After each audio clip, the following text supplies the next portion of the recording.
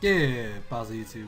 Got for you guys today a post-nerd showdown battle of a match I had earlier today. One that I had while I was laddering off camera, which actually turned out to be really good. And as I mentioned before, I like to bring you guys these post-nerd battles when I have a really good match. This is a pretty cool team that I don't remember where I got it from, but it's based around Calm Mind, Baton Pass, Espeon to either Double Dance, Porygon Z, Sub Roost, Defensive Moltres, or Offensive Megastores. And then there's Spadef, Roserade with Spikes, and then SD Rocks Cabalion, if I'm not mistaken. Yeah, because there's no other Stealth Rocker on the team. But yeah, if you guys do enjoy this match, then make sure to hit the like button down below. If you may have missed my upload from yesterday, a link to that will be down in the description, so you guys can check that out and then come back to this one. And tomorrow on Friday will be my week 13. I think it's week 13, right? Yeah, my week 13 team building video for the second season of the UCL, which the actual match should go up 10 a.m. on Saturday. So yeah, for those of you who like the UCL matches, then my match will be one of the first two going up. So yeah, check that out when it goes up Saturday. And tomorrow's team building video. Anyways, my opponent's team, as you can see, it's kind of I guess kind of a balanced team. He's got a nice wall core between what could be regular Swampert. If this is Mega Swampert and this is regular Beedrill, I'm gonna be upset, but hopefully that's not what it is. But yeah, he's got a nice defensive core between Swampert, Reuniclus, and Mandibuzz. Reuniclus could easily just be Calm Mind, in which case Calm Mind Reuniclus at +2 is absolutely terrifying, so I gotta watch out for that. Infernape, if it's mixed, could be a bit of a nuisance. I mean, I can check it with Moltres and with Espeon, so that's not too bad. If it's Scarfed, it could be a little bit annoying, but it shouldn't be able to touch Moltres in that case. Porygon Z, depending on what set it is. Actually, I don't have a safe switch into Porygon Z at all, so I'm really gonna have to play around this thing accordingly. Mega B could be slightly annoying, but it shouldn't be able to beat Moltres. And if I can get to +2 speed after weakening Mandibuzz and Reuniclus a bit, I think Porygon Z should be able to sweep through my opponent's team. So if I can't sweep with Porygon Z, I can maybe Calm Mind and Baton Pass to Blastoise or Moltres to kind of break his team late game, and then maybe Cabalion can come in and win. So going into the match, I was pretty positive that he would just want to lead Mega B, because normally like 8 out of 10 times people lead Mega B just to Mega Evolve right away, and that way they don't have to protect mid to late game potentially. So I'm going to lead off with Blastoise, expecting him to lead off with Mega B, but no, he ends up leading off with the Infernape. Now, I know that I can take a Life Orb Grass Knot if it comes down to it, because I'm running... actually, no, I'm pretty sure Blastoise can naturally take one. If I remember, I put the damage calc around here. But as long as he's not sashed, I shouldn't have anything to worry about, so I'm just going to stay in and I'm going to go straight for the Scald. Seeing that he went straight for the U-turn tells me that he's not focus sashed, as he ends up bringing in the Swampert. I'm perfectly fine with this because I can just stay in here if I really wanted to. I was close to switching into Espeon, expecting him to want to go for the rocks, but at the same time, I didn't want to give him a potential free double switch into Beedrill or Mandibuzz. So I'm actually just going to stay in here. Plus, if he does want to go for Stealth Rocks, I'm a Mega Blastoise. I have Rapid Spin, so it's fine. As I'm going to be able to Scald and luckily get the burn on this Scald, as he actually ends up going for the Toxic. This is a little bit annoying, but it shouldn't be too crucial, although it will make Blastoise a little bit easier for him to beat with his Reuniclus if he has Calm Mind potentially, and will put it in range of Grass Knot from Infernape and a potential attack coming from Mega B. So I have to make sure to keep Blastoise at as much HP as I can, hopefully to be able to chew a hit from Infernape or Mega B later in this match, as I'm going to go ahead and switch into Espeon this turn, predicting him to want to go for the rocks, because basically if I stayed in with Blastoise and I went for the Scald, as you saw, Scald doesn't knock him out. So if I went for the Scald, he would basically be able to get up rocks for free and get knocked out by the burn, preventing me from spinning them away. So as Swampert goes down, my Mega Blastoise is in. It's toxic and he has rocks up. So that puts me in a very very, very bad scenario. So by hard switching into Espeon, even if he goes for the Scald, it shouldn't do too much damage, and then in that case, after he goes for the Scald, because of the burn, he's going to be in range of Psyshock to be able to knock him out, as you're going to see here, because that's what's going to happen. Psyshock will be able to knock out the Swampert, which is really, really great, because now I no longer have to worry about it, as he brings in the Infernape. Literally the only reason you would ever bring in Infernape on an Espeon is if you're Scarf, or this man has Balls of Steel and is bluffing the Scarf very, very well. So obviously expecting him to be Scarfed, I'm going to go ahead and hard switch right into Moltres, confident in the fact that he wouldn't go for the Stone Edge, because I don't think Stone Edge is a typical move on Infernape, as he U-turns into Reuniclus. Remember when I said Reuniclus will be a huge, huge issue if it got up to +2? Yeah, that's what's kind of going to happen here, but it's okay. It's okay, because what I'm going to do here is actually hard switch into Porygon Z. Now, the reason why I did this is because I was very positive that he would try to Calm Mind right here. He knows that Moltres can't exactly beat Reuniclus 1v1 after a Calm Mind, so there's no reason for me to stay in and try to Air Slash. I have Air Slash over Hurricane. So there's no reason for me to stay in an Air Slash and try to flinch him, because I'm not going to beat him 1v1 eventually, because he's going to Calm Mind and flinch. The flinch for Air Slash is only 30%. So by being aggressive and hard switching directly into Porygon Z, I can hopefully nasty plot as he goes for his Psyshock, and I can live a +1 Psyshock as long as he's not running a lot of special attack EVs and he doesn't get absolute max damage. Like literally absolute max damage is 100%. So that's why I'm actually going to nasty plot here as he actually goes for the Calm Mind again. Actually no, is it at +2? No, okay, so my bad.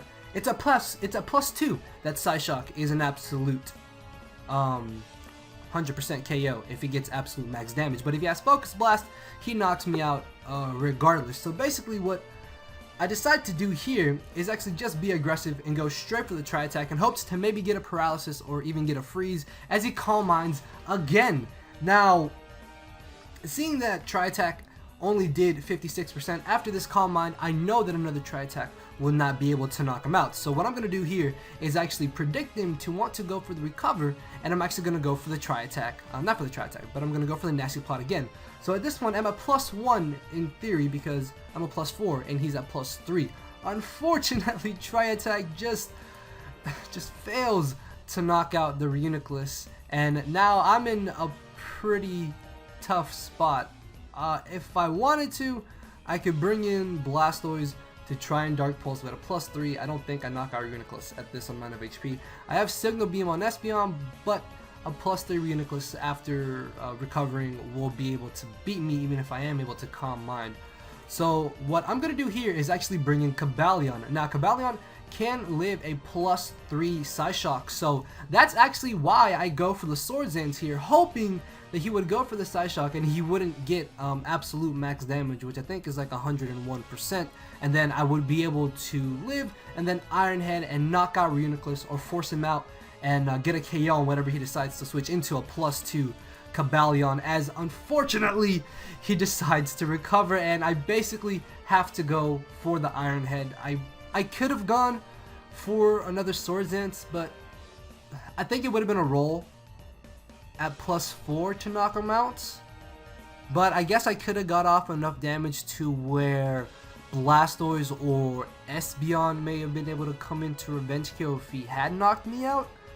It's okay though, as I'm going to be able to just barely live the Psyshock and in return knock him out with the second +2 Iron Head. So that is how you play around a giant threat as Calm Mind Reuniclus. Like I said, +2 Calm Mind Reuniclus could have absolutely swept me there. Luckily, I made the aggressive plays with Porygon Z and Cobalion and was able to knock it down without it doing entirely too much damage to my team. So here, if he's not Scarfed, I do have a chance to win a potential speed tie, so I'm actually going to go for the close combat, but he either wins the speed tie or, like I said, he most likely is just Scarfed as he locked himself into Flare Blitz. I was contemplating switching out because I guess I could have saved Cobalion for Death Fodder, or at least to be able to close combat the Porygon Z if anything.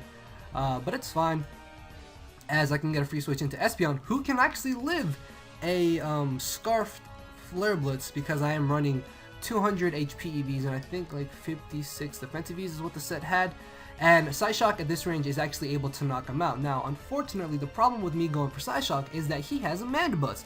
He has a perfectly healthy Mandibuzz here that I can safely switch into Infernape and pretty much just hardwall Espeon. That's why I was very close to going for the Calm Mind this turn, because if I Calm Mind this turn as he switches into the Mandibuzz, what I can then do is Baton Pass to Moltres and Substitute and eventually beat Mandibuzz with Moltres 1v1. Unfortunately though, at the same time, if he stays in and I Calm Mind, my Espeon has just become severely weak, and because I lost Porygon Z and I lost Cobalion, I lost the two best answers to Mandibuzz. So at this point, my only real chance of winning is somehow Calm Mind Baton Passing to Moltres or even Blastoise to be able to beat his Mandibuzz. Most likely Moltres, because Moltres can get up behind a Substitute and hopefully he won't be able to break that Substitute with Knockoff or Foul Play. I'm pretty sure they don't run Brave Bird, and I am running a very physically defensive Moltres. So I ultimately opt to go for the Psyshock because at the same time, if he had switched into the Mandibuzz, he most likely is going to want to defog right away, knowing that I most likely will not stay in. And that's actually the logic that I'm going to use here, as he does bring the Mandibuzz. Obviously, I don't exactly want to leave in Espeon against Pokemon that I can't really touch right now, because he knows that I can't do any damage to him. He sees this as a perfect moment to be able to get rid of the hazards as I potentially switch out.